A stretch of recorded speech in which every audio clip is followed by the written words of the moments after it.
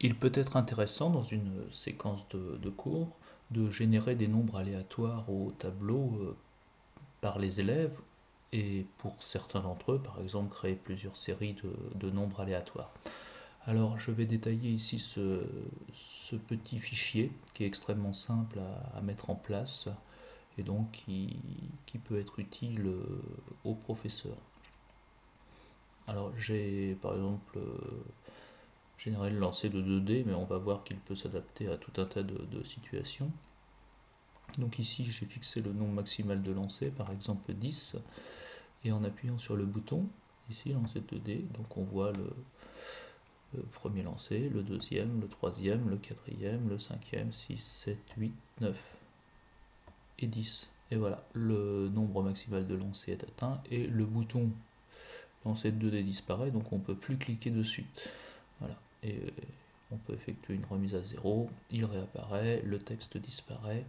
Et donc je vais expliquer un petit peu comment faire ce petit fichier, c'est assez simple. Alors déjà il faut créer un bouton ici, hein, insérer bouton, voilà.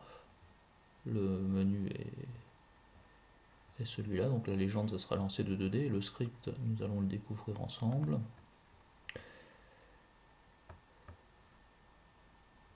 Voilà, le script. Ici j'ai créé A égale aléa entre bornes, un 6 pour un lancer de dés à 6 faces, B égale aléa entre bornes, un 6, C égale A plus B et K égale A plus, K plus 1. Alors il faut savoir que cette ligne-là sera refusée si au préalable on n'a pas créé la variable K égale 0 dans la barre de saisie ici. Donc voilà, on peut incrémenter la variable K qu'à partir du moment où on l'a créée initialement. Ici j'ai créé un curseur, donc ici curseur, voilà. Donc le menu curseur, donc c'était nombre, hein, voilà c'est lui le curseur, nombre, entre 1 et je crois 20 par incrément de 1. Et donc voilà, on peut le mettre horizontal ou vertical. Et donc nombre maximal de lancer est un texte. Alors voilà, je l'ai créé ici, donc dans une police grande, et avec serif c'est plus joli. Alors j'ai créé aussi un bouton de remise à zéro. Alors on va aller voir un petit peu ce bouton, donc créer comme le bouton lancer de 2D. Ici on va aller dans le script, donc A égale 0, B égale 0, K égale 0, nombre égale 0. En fait j'ai initialisé toutes les valeurs à 0. Donc dès qu'on appuie dessus, alors, ici, voilà. Alors par contre, le nombre reste à 1. Voilà. Puisque le curseur ne peut pas prendre la valeur 0, donc il prend la valeur minimale 1. Voilà, voilà, il se remet à... Alors,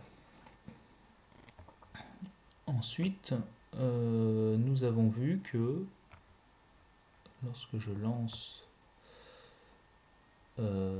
les dés, le bouton disparaît et celui-ci apparaît. Alors c'est tout simplement qu'il y a une condition d'affichage sur ces deux objets. Les conditions d'affichage sont ici, dans avancé. Ici, la condition d'affichage, c'est que k soit égal à nombre. Donc lorsque le nombre k, ici, donc le numéro du lancer est égal au nombre n, il affiche le nombre maximal de lancers est atteint. Voilà. Donc ensuite, ici il y a une autre condition d'affichage. En fait, le bouton apparaît tant que k est strictement plus petit que nombre. Et quand il est égal à nombre, donc il disparaît. On peut le voir. Ici, lancer de 2D.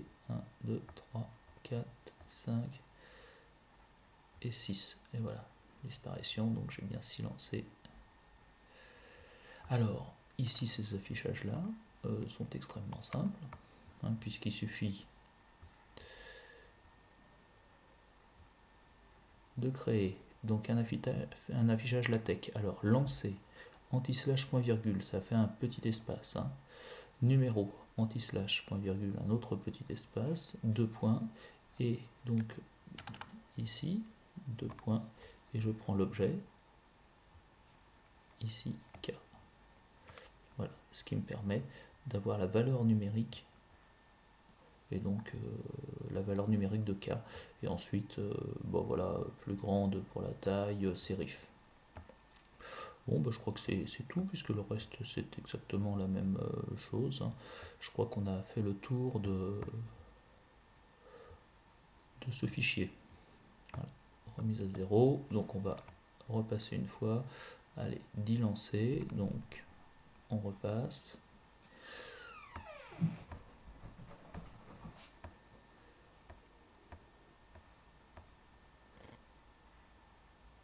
Là, K arrive à 10, le bouton disparaît, nombre maximal de lancers. Et je vous remercie de votre attention.